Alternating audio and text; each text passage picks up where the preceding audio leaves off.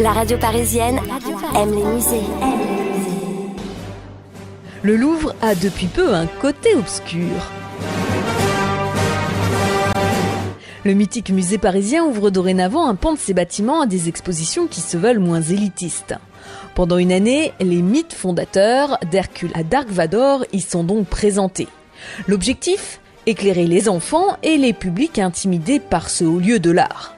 Et dans ce monde bien sombre, un peu d'éclairage et hop, je m'enflamme. Du coup, j'ai pris ma naphtaline, au cas où, et j'ai filé voir les mythes et refaire ma culture générale. Les mythes fondateurs d'Hercule à Dark Vador. Je me disais que le spectre était large et que Dark Vador était certes un mythe moderne, mais que c'était surtout un bon moyen d'appâter le visiteur. Pas de problème en soi si l'exposition se tient. Sauf qu'une fois arrivé dans la galerie Richelieu, on se retrouve face à une sorte d'expo fourre-tout, sans fil d'Ariane, et ça, c'est un comble. On y devine vaguement ce qu'est un mythe, mais on n'y refait pas sa culture générale. Les adultes passent leur vie à quatre pattes, vu que les textes sont à la hauteur des yeux des enfants qui ne savent pas lire. Bref, j'avais lu plusieurs critiques sur cette expo que je pensais exagérer. Il n'en est rien. Il y en a qui disent que c'est le bazar, le souk, le pin sous le foutoir. Chacun a sa manière de voir, mais c'est le bordel. Pour autant, je ne vais pas vous laisser en rade. Je vais vous livrer la substantifique moelle de cette expo. Et j'ai suivi pour cela une experte en mytho. Non. Une personne bien sous tout rapport, intéressée par la mythologie. Alors, première colle, qu'est-ce que le mythe d'Hercule ? Hercule et les 12 travaux. Et pourquoi il fait 12 travaux ? C'était une quête pour pouvoir revenir, non ? C'est pas ça ? En fait, Hercule était si fort que ce bourru, dans un accès de folie, a tué femmes et enfants. Pas joli, pour un dieu. Dans un monde normal, il aurait fait de la prison, mais en termes mythologiques, on lui a donné des travaux. On va dire des travaux d'intérêt généraux, pour apprendre à maîtriser sa force, d'où les 12 travaux. Allez, une autre colle, le mythe de Dédale et d'Icare maintenant. Le soleil.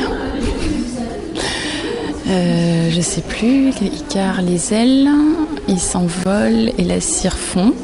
Pourquoi avait-il des ailes et pourquoi s'est-il rapproché du soleil ?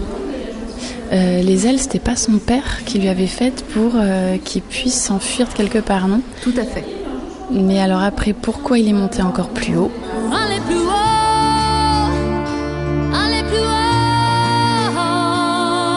Eh bien, il est allé plus haut pour s'échapper du labyrinthe que son père, le dénommé Dédale, avait construit. C'est bien lui également, le paternel, qui lui avait conçu ses ailes en cire.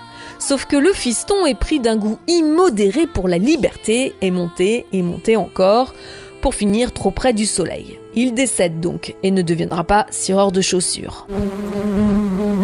À découvrir également la signification des noms Adam et Ève. Comment le jour et la nuit étaient représentés dans les œuvres. À vous de deviner, car ça n'est pas expliqué clairement dans les cartels. Hercule est donc cité, mais vous ne verrez pas ses 12 travaux. Enfin, vous croiserez un crocodile et le casque de Dark Vador. Et là, à vous d'imaginer soit le mythe auquel le film fait référence, soit le mythe qu'il crée, car le commissaire n'a pas jugé intéressant d'expliquer pourquoi le casque était là.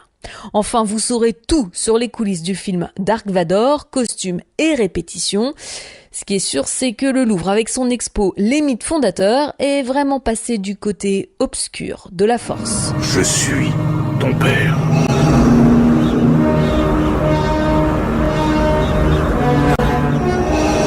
Marion Chauveau pour la radio parisienne. La radio parisienne. La radio parisienne.